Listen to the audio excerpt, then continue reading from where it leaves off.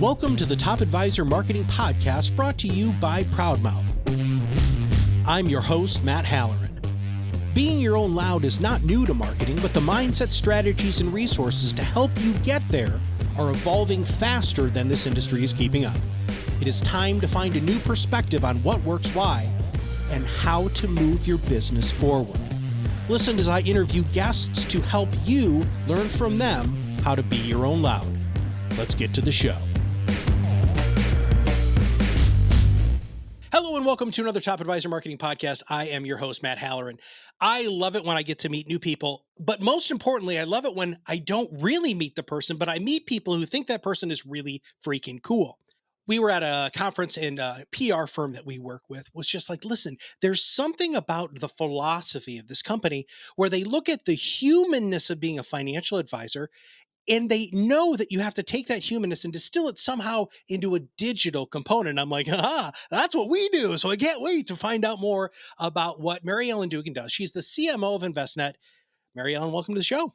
Thank you so much, Matt. I tell you, I am going to say to my 17-year-old that I was cool on a podcast today. So I'm going to take that to heart. But all kidding aside, thanks so much for having me have today. Excited. Absolutely. Well, first off, I've got twin 19-year-old boys. I've never been cool. I try to do it's just never going to happen. But when somebody else does call your parent cool, then there's a little bit more clout with it. But I do think what you do is cool. I love this. You have a conference that's coming up. We're going to talk about that in a few minutes. But most importantly, people don't really care about what's in your brain until they know what's in your heart and who you are. So, how did you become the CMO of a humongous what is it? There was a couple of numbers here. $5.4 trillion in assets with over 108,000 advisors. You are the CMO of this. That's pretty freaking cool. So, tell us about your journey if you don't mind. I love that. And thank you so much. I feel really, really lucky to be at Investnet. And at this point, been around about 20 years. It's a fantastic company. And I feel like my job is to build on the brand and the marketing they have in place. And so that's an exciting journey. How I got there is, at the core, while Investnet works so closely with that 108,000 advisors. We also work with retail banks, fintechs, et cetera. You can think of us as a technology company across the whole wealth space. And I really had built my career really working for technology companies. Ranging from the size of a Dell technology to Indeed.com. If you're looking for a job, people know that. I worked for a scale up WP engine. And so I really have run the gamut of, starting at a company that's 50 million in revenue and growing it to, hundreds of millions to $1 billion. So this opportunity in InvestNet was just one that I was so lucky to be contacted. And really as I said, it's about building on this and how do you use marketing to be an accelerant and to really be a partner in the growth of the business. So I was really, really impressed with Bill Krager, our CEO, and some of the vision he had put out there about the intelligent financial life, which we'll talk more about. And so I've been here about a year, and it's just we're just getting started. It's amazing. What did you see when you were doing major marketing components from those other organizations that seem to be things that you wish the advisor on Main Street might want to implement? Yeah, I think in general, I look at no matter what size company you are, whether you're running your own advisory service or you're working for a big company, you're really doing at the core, you really have to understand what your value proposition is that you're delivering to the market. That's no different than us at Investnet or an advisor who's targeting whatever city they might be in or geographical. I think the difference that advisors are seeing now, as well as companies, is the role of performance marketing. And that might just be a fancy word, but essentially, that's how are we using the digital footprint and marketing? How is social? Which I know you're very steeped in knowledge, but the game has changed in how we deliver and get in front of our customers.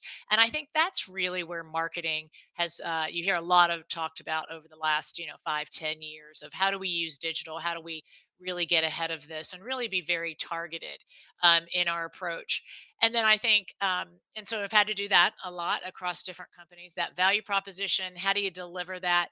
And then at the end of the day, for me, you're really trying to be the brand of choice. If people only have one option of who to go to, whether it's a consumer product or a B2B product or what advisor you're going to use, what you're trying to do is to convince them that they're the place, that you're the best for them and a hero. And I think those tenets really stand, as I said, big company, small company, etc. But how do you do that? I mean, you just opened a can of worms there, Mary Ellen, and we're gonna dive in, right? So, how do you communicate that value prop? What do you guys know is working? How do you help them with that? Break that down a little bit more, please. Yeah, I think for me, it always starts with the business. And if you look at I call it my Twitter, or LinkedIn or whatever, you'll see that I talk about brand equals business. For me, the brand is your company in this case, you know. And so you got to start with what are our business objectives? What are we trying to do? Is it growth? Is it we want new acquisition? We're trying to grow more with existing customers or clients. It all starts there and being really intentional, because I think one thing marketing gets into is we try to be friends to everybody, and we really just can't. We really have to be focused on what's driving my business and what is the most compelling. So for me, I when I come into an organization and did this at Investnet, we've said on our investor day, et cetera, we have three accelerants to our business. It's expanding more of addressable market. That's how do we better serve the people that are already with us? What are the solutions, et cetera? We talk about opening up the ecosystem for new verticals, new things that are kind of come in on the digital, embedded finance, things like new things that are on the horizon. And then the third one is modernizing the digital experience. So that's the portal and the offerings that we have in the platform for our advisors in this particular case. I look at those as business. They include every single group at the company, and what's the role that marketing plays in each of those. So I always start there. I always tell people what are the business objectives and then figure out what's the role that marketing plays. From there, then we talk about all the fun stuff, right? What are the programs we're going to do? What are the campaigns we're going to do to meet those objectives? And then you're really looking at, do I have the right skill set, the right partners, be it an agency or a creative arm of your marketing team, so that you can create programs that ladder up to those marketing objectives, that ladder up to the business. And you're just peeling the onion. You're taking it one step at a time and making sure at the end of the day you have metrics, or sometimes we say KPIs, that are there. Hey, it's Matt here jumping in real quick because I want to ask you, when is the last time you invested in your marketing team's professional development? Do they have the right skills to help you get in front of your ideal prospects and turn clients into fans? If you're not sure when the last time you did that was, please have them go to the PodRocket Academy and join the free level, because these people who are going to teach you have been doing it for 20 years. So to get that free beginner membership, go to proudmouth.com/episode 361. I might take this in a little different direction than you might have intended, or that we intended when we started the show. But you just said something with those three components. And the first component was, how are you going to utilize your marketing and or technology, your brand, your value proposition to really focus to your existing client base? Why, and this, I might not be asking the right question here, but let me rephrase the question. Do you think that there's a level of resistance from advisors to market into their existing book of business because they always seem to be so outwardly focused? I would go back and just think of us all as humans, right? We tend to know a product, a solution advisor, or whatnot as when you met them, right? So if you met them 5 years ago or 10 years ago or whatever, it's kind of like it's human nature is we kind of put people in boxes of what we knew at that time. And everybody's business has grown. You have new solutions, new offerings. And so the reason that you're needing to constantly being in front of people and almost reintroducing yourself is because they may not know you even offer that. And so I think that's the most important thing of when you have your existing base, they are loyal, they know you, they like you, they are excited to learn about new things. Here at the company, I talk about I don't own a Tesla, but I hear if you own a Tesla, you go in and you turn it on in your garage or wherever, and it tells you how it updated last night. as a car owner, I might think, wow, my thing is just getting better and better each time. I think that's just an example of when you're in front of your existing clients and telling them things, you're just getting better and better, and they're loyal, even more loyal to you. So that's how I look at it. It's so much easier to explain your new things to people that know you than start from scratch with all new. You got to do both, but boy, they are an important audience. Well, and if they become raving fans of yours, they become your sales force, which exponentially increases your opportunity to do that. Let's talk about frequency, because this is one of the things that we talk a lot about with our service. We run 2 podcasts a month for most of our clients. Some do 4, some do 1, but a majority do 2, because we have this social media package that wraps around it to keep you kind of ever present and omnipresent. And Mary Ellen, I'll get people often who will say to me, "Well, I'm posting too much." Um, let's talk about the media. So, what audio, video, text? Let's talk about the mediums: LinkedIn, Twitter, Facebook, email, phones, whatever. What are you guys finding is working? And really, mostly more from just your raw experience being in the marketing world. Yeah, I think that and it's interesting because COVID has changed everything, right? In the last 2 years, we've all, how we consume the digital world and the digital landscape has probably even accelerated even further. My philosophy, and one thing certainly that we do at Investnet and we think about a campaign is it's not just one way that somebody interacts with you, right? Some people are verbal. They want to listen to a podcast. Some people are visual. You should have an infographic or a video that's out there. Some people are learners by reading in the written word, so they're going to be fine with a long PDF. I think the challenge is looking across all those touch points and actually probably doing some testing, which is what we do. What is our open rate on emails? How many people are listening to something that's a webinar, or in this case, a podcast? And so you're looking: is that dropping off? Is that staying current? Are we growing? And being able to adapt. I think it's about using a variety of touch points because we as humans do it in different ways, and then really looking at the numbers each month or each quarter, depending what your bandwidth is, to say, are we keeping on trend or not? And so I think today, when you talk about the frequency, here's I it's a great phrase. I could hold up my phone. If you see me, my life is on this thing. So even though our business and personal have melded. And so people are looking at their emails. They're watching TV, if you still watch TV, and they got their phone and they're looking something up, second screen, as we call it. So I think you want to cast a wide net. You'll know if you're doing too much. That's my 2 cents, because your numbers will drop off. Well, we talk a lot about it's an and, not an or.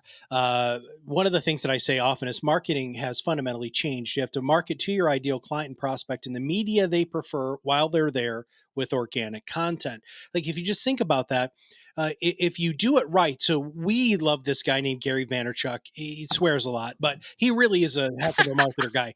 And he used to take videos on his flip phone, and then he would take that flip phone video and turn it into like hundreds of pieces of content.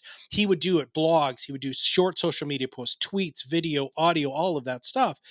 And so we really love the idea of an advisor or an expert showing up, doing it once, and then having it be kind of ubiquitous and everywhere and all of the time. Now, what is going on? You guys have some so you're presenting at a conference, and I don't have the title up. I'm sorry, I closed the window. Full disclosure for everybody who's either watching or listening: Matt closes all of his windows when he is podcasting, from one, for bandwidth, and two, because I'm terrified a notification is going to go off in the middle of somebody saying something.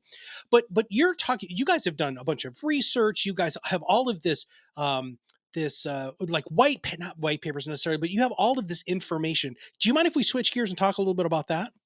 I love it. I love it. I thought we were going to keep with Gary. I think he was TikTok before TikTok, I think. He But was yeah, I totally. love it. We've got an advisor summit coming up. It's in Charlotte. It's May 11th and 12th. It's the first one. It'll be back face to face in a couple years. Lots of stuff. But you take this whatever question you want to go with. Well, so what I would like to know is, this is going to sound super corny, but why you guys? I mean, this is a kind of a crowded space, but there's like a philosophical difference. Like, I sensed something, And maybe I'll just poke you in the eye and say, okay, you just talked about the importance of a value prop. What is yours? Yeah, it's a great question. And I think you'll hear us talk a lot about the intelligent financial life. And really, what that is this belief and this commitment that it's really a hyper personalized, intelligent, connected life today. Your daily finances and your future finances are not actually locked, or you're not easily accessible. So, actually, Bill Krager, our CEO, about a year ago talked about this is the vision of the future, this intelligent financial life. And that as a consumer, as an investor, as a financial, my finances I need to find a way to connect my daily and the future life. So the Investnet is really a financial wellness ecosystem. We have solutions that we offer, obviously, to many advisors in this case. We have partners that also are part of our platform and part of that ecosystem. And so we believe that the future is about a really connected, intelligent financial life. It's going to change, right? It's different if you're 25, 35, 45, 55. But that's really a lot of what we're talking about. What is that ecosystem that you need as an advisor to deliver this intelligent financial life?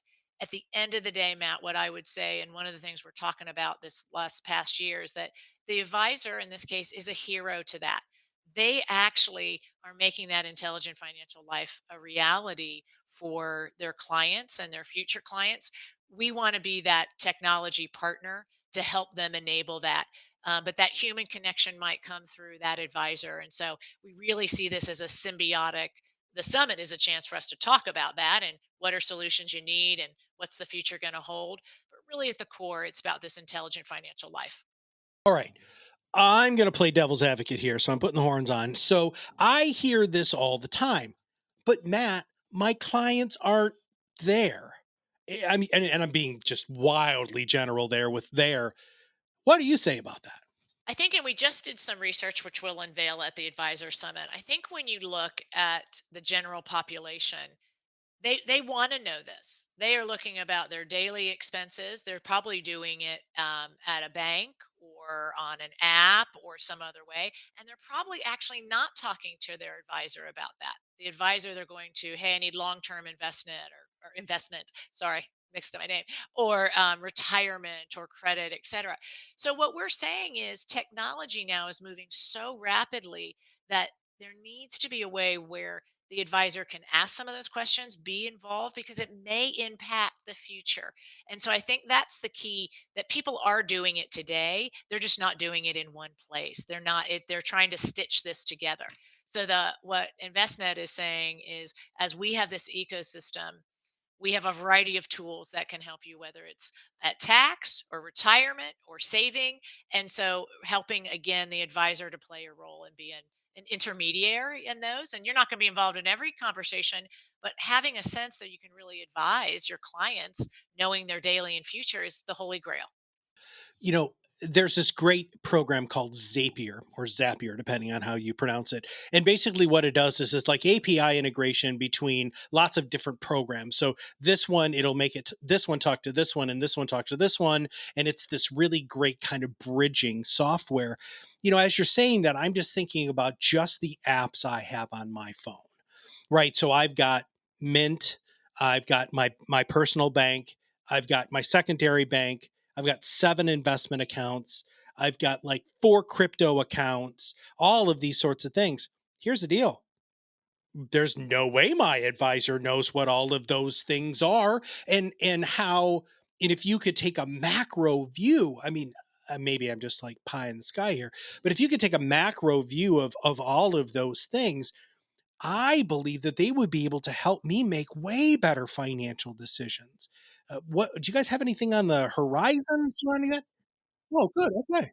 You are spot on, and that's the key. And so we have a next gen portal and a way that that advisor could look at that and see some of that. When you talk about the APIs, that is when I mentioned those three accelerators, opening up the ecosystem. That is the key, right? How do we bring in APIs of other things so that it's accessible? And so what we've done on our platform is to look, how do we make that accessible to the advisor so that they can have those insights and those recommendations.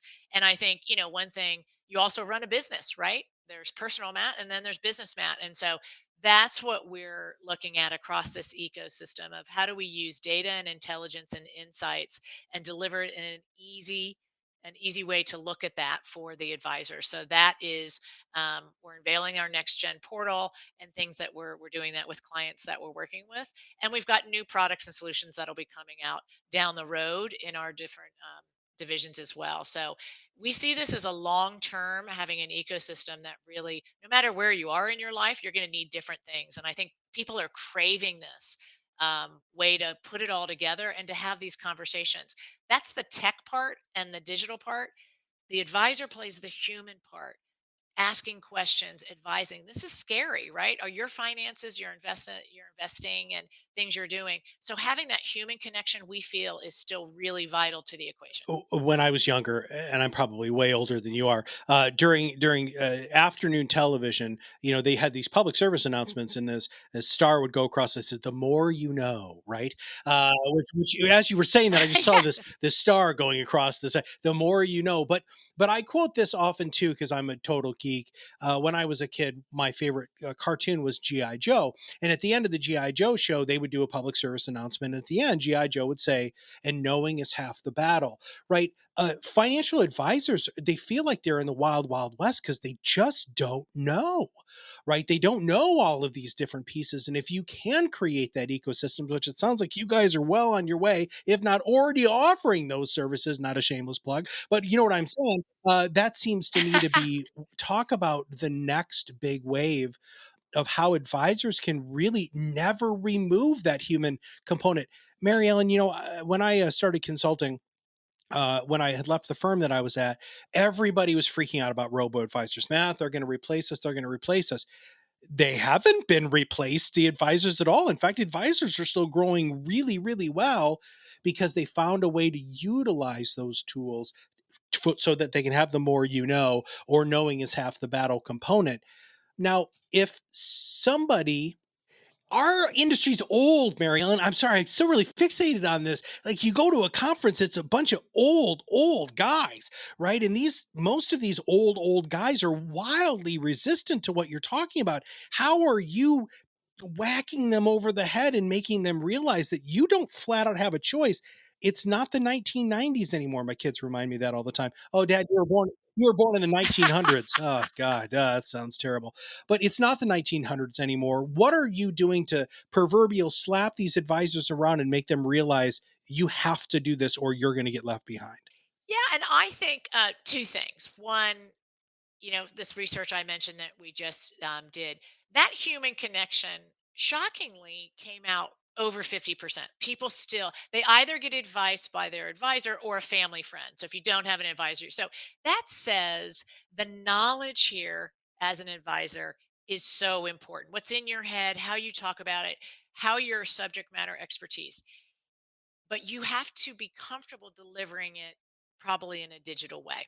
And so, where I say that is, if you think I don't understand anything about social media or digital, engage a local marketer, engage an agency that can help you there. Certainly what we're doing, we're trying to provide enough materials, whether it's practice management or, hey, this is how you describe this, or this is how you might want to pass this on to your clients. And so that's important from Investnet.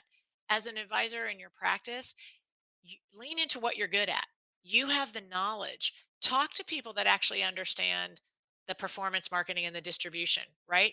We can record you to do your own podcast. You can be doing a soundbite on social media that says, here's a data point, XYZ on tax. It's coming up tax day, right? XYZ on whatever. And so get comfortable with bringing in some experts to help you kind of peel back your mind a little bit and take out those nuggets. I think it's an art and a science. The science part tends to be that digital side, and there are ways to get in front of your existing clients as well as new ones. And you can do that in your local market and lots of different ways. And then there's also, but don't forget your subject matter expertise and don't be afraid of it. You're doing it differently. You're not meeting at a conference all the time, although that's important these days.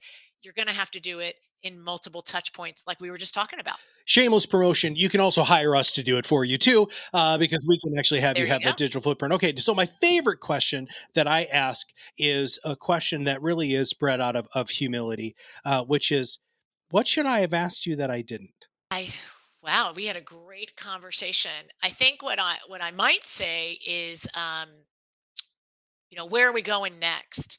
And I think, um, yeah, one of the things, we were just talking about the intelligent financial life, and we launched a campaign last September.